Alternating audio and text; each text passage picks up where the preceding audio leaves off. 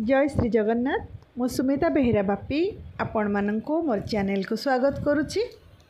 आम आज फकीर मोहन सेनापति गल्प स्वल्प तांकर जो गल्प संकलन तार द्वितीय भागर प्रथम गपटी पढ़ा अजा नाती कथा।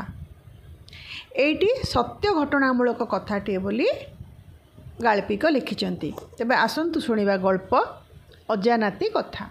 एटी अजा होउचंती राम द्विवेदी एवं नाती होउचंती गणपति। अजा अरे गणी आम जमीर रोड सेस टंका दाखल करने लगी कचेरी को जाइथिली।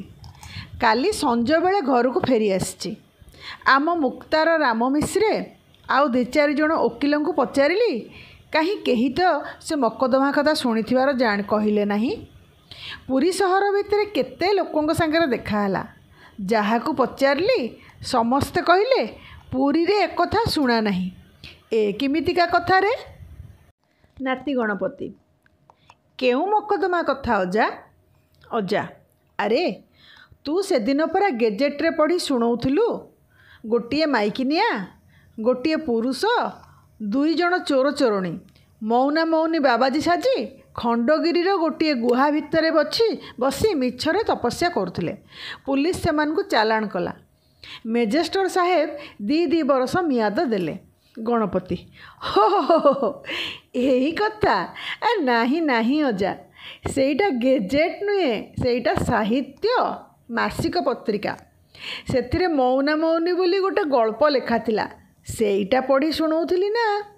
अजा अरे गेजेट रे कौन मिछ कथा लेखा हुए? सेगुड़ा को तू क्या पढ़ू? मला जा मु जानी सरकार जेते छापा गेजेट आसे से सब सत कथा लेखा थाए। तेबे एई भली मिछ कथा गुड़ाए थाए, सेगुड़ा को तू क्या पढ़ू रे? तुम स्कूल रे कौन एई मिछ कथा गुड़ाक पढ़ा हुए? हब नहीं म्लेच्छ पाठ तो। गणपति नहीं अजा सेगुड़ाक मिछ नुहे। मनुष्य केते रकम कार्य करिपारे कथा छଳରେ ସେହି चरित्र वर्णना करा जाइछि। अजा क्या मिछ कथा गुड़ाक लेखि वर्णना करवा दरकार कौन? पढ़िलु आमर एते पुराण अच्छी पदे मिछ पाइबु कि? गणपति अच्छा से कथा पछे हेब। आउ कथा हेउ अजा एही कांथ बाड़े कि चित्र कौन लेखा है? अजा अरे एतिकी बुझी पारु नाहु तो आई गेरु हरताल कला रंग नड़िया सढ़ई रे गोलई कना तुली रे एसबू चित्र आंकी। से खूब चित्र करी जाने। एई देख एईटा हला कदम्ब गछ फूल फुटिची। ता मूल रे श्रीकृष्ण राधिका जुगल मूर्ति छिड़ा होइचंती। श्रीकृष्ण बंशी बजौचंती। गणपति काहीं अजा बंशी तो शुभु नहीं। अजा हो तू केमितिका ओला टोकारे? हब नहीं क्या म्लेच्छ पाठ पढ़ी तुम मानक बुद्धि बिगिड़ी जाइछि। अरे ए कौन सतकु सत श्रीकृष्ण बंशी बजाउछंती? एई हेला छवि।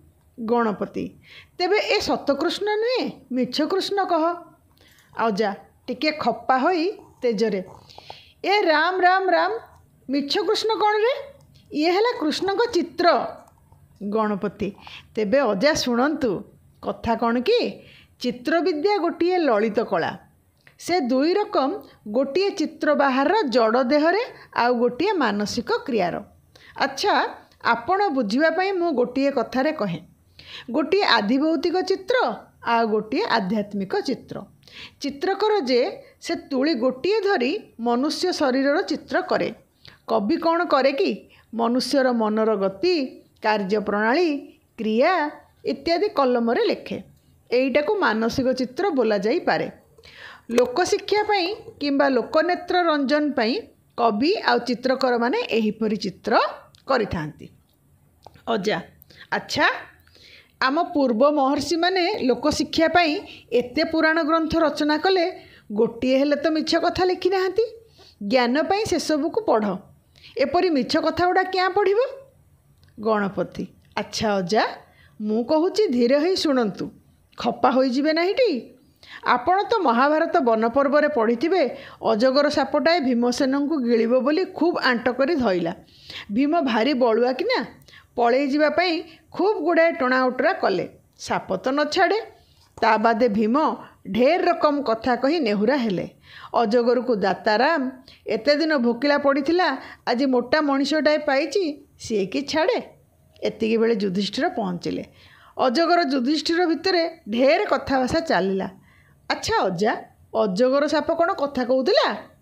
ଅଜା, ହୋ, ଆରେ ତୁମେ ପିଲାଗୁଡ଼ାକ ତ ଧର୍ମଗ୍ରନ୍ଥ ପୁରାଣ ଆଦି ପଢ଼ିଲ ନାହିଁ। ତୁଚ୍ଛା ମିଛ ଗେଜେଟ୍ ଗୁଡ଼ାକ ପଢ଼ିବ, ମୂଳ ଜ୍ଞାନ କଥା କାହୁଁ ଜାଣିବ? ଆରେ ଜାଣୁ, ଇଏ ହେଲା ଦ୍ୱାପର ଯୁଗର ପୁରାଣର କଥା। ଇଏ କ'ଣ ଆଜିକାଲିର କଥା? ତୁ ତ ଜ୍ଞାନଶାସ୍ତ୍ର ପଢ଼ିନାହୁଁ, ଜାଣିବୁ କେଉଁଠୁ? ତୁ ଯାହାକୁ ଅଜଗର ସାପ କହୁଛୁ, ସିଏ ସାପ ନୁହେଁ, ସୂର୍ଯ୍ୟବଂଶର ରାଜା ନହୁଷ ବ୍ରାହ୍ମଣମାନଙ୍କୁ ଆପଟ କରି ତାଙ୍କ କାନ୍ଧ ଉପରେ ଚଢ଼ିଥିଲା। ବ୍ରାହ୍ମଣମାନେ ବି ସେମିତି ଖପା ହେଇ ଅଭିଶାପ ଦେଲେ। ରାଜା ସାଙ୍ଗେ ସାଙ୍ଗେ ଅଜଗର ସାପ ପାଲଟିଗଲା। ଦେଖିଲୁ ଆଗେ କେମିତି ବ୍ରାହ୍ମଣମାନଙ୍କର ତେଜ ଥିଲା।